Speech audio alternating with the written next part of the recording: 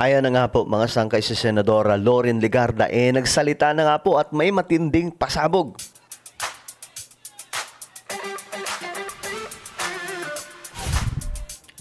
Hello guys, what's up? This is me. We are back dito sa ating YouTube channel. At ito pag-usapan po natin mga sangkay itong matinding isiniwalat ni Senator Loren Legarda. May ginagawa daw kasi sa kanila ng kanyang anak ngayon na isang malaking kalokohan. Okay, alamin po natin ito. Anyway, guys, i-subscribe niyo po itong ating YouTube channel para lagi po kayong updated sa mga vlog po natin, sa bawat komentaryo po natin. Sa mga nanonood po naman sa Facebook, i-follow niyo po yung ating Facebook page. Okay, so, ayun na nga po mga sangkay.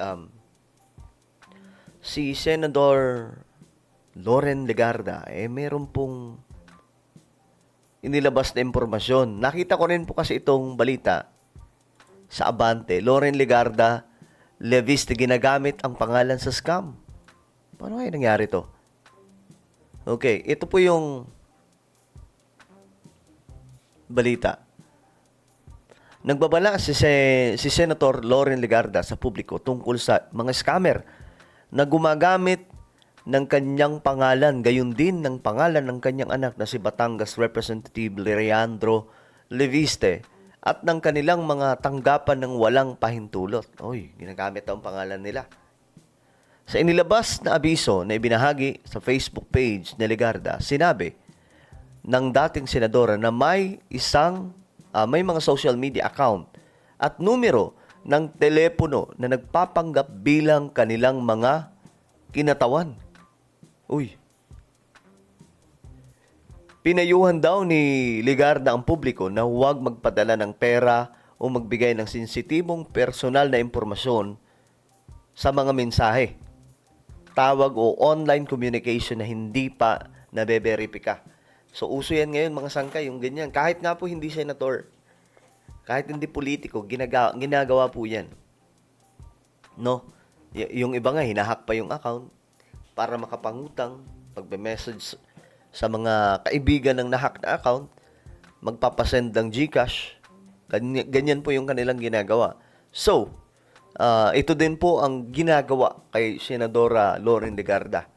At hindi ko alam bakit ganun. Bakit sila talaga yung napili, mga sangkay? Okay? Anumang kahina-hinalang komunikasyon na gumagamit ng pangalan ni Legarda at Leviste ay dapat munang beripikahin sa pamamagitan ng kanilang mga opisyal na tanggapan. Kung kinakailangan, maaari rin itong i-report sa mga kinauukulang otoridad. Tayo din mga Pilipino, siguro maging maging mapagmatsyag na lang din po tayo. Maging mapanuri po tayo. Kasi ngayon po talaga, naglipa na po mga sangkay ang mga scammer. Madami po talaga mga scammer. Biruin nyo, umabot tayo sa point na inire-rehistro na po natin yung mga SIM card natin. 'Di ba? Para lang mawala daw po yung mga scammer. Pero meron pa rin. Meron pa rin po talaga mga scammer. Makikita ko 'yan kahit nga sa mga cellphone ko. Kahit sa cellphone ko, marami pong spam na messages. Try natin tingnan. Pero yung kanya kasi, pati po Facebook account. Merong mga messages. Madami to eh. Mga katulad po na ito, mga sangkay. Madami po mga messages na sinisend na, halimbawa,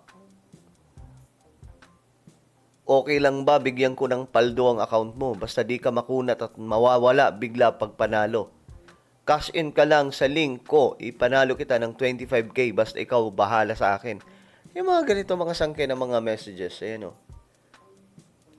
Meron pa yan kahit sa iPhone ko na phone, yung SIM ko dyan, ang dami po mga messages na ganyan. So, ganito din po ang nangyayari sa ibang mga tao. At dito, hindi din po nakaligtas itong si Senator Loren Legarda. Kaya tayo mga Pilipino, maging mapanuri ha. Kasi yung iba nagpapaniwala din. Ito po yung pinost. Fake number. May mukha pa po nyo. O, fake number. May mukha pa ni Leandro Leviste. Ito, sorry, ikaw pa naabala namin, Leandro. Don't call. Medyo maingay dito. Gusto pa ng Viber.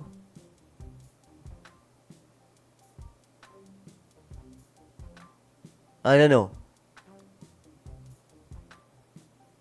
Okay. Itong nag-message, kunwari, ito yung sila Leandro at saka si Senadora Loni de Garda. The calls aren't getting through. Sabi dito, maybe Viber later at your convenience. O, sa Viber. Gusto ilipat sa Viber kasi pambira.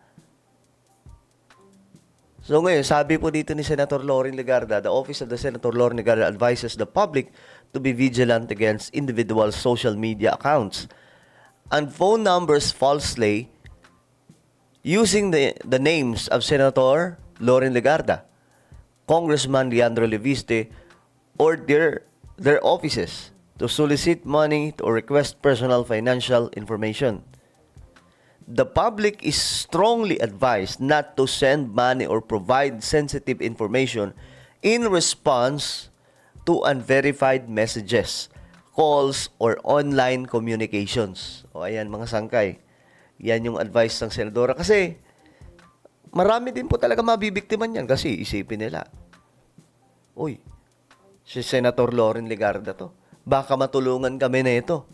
Tandaan po ninyo, kapag nanghihingi na ng mga impormasyon at nanghihingi na po ng pera, iba na po yun.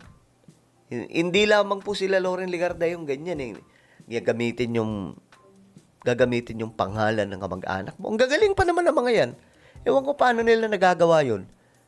Kasi dati mga sangkay, na ganyan din yung Facebook account ko, nanghingi ng pera. Magaling makipag-usap, magaling makipag-communicate.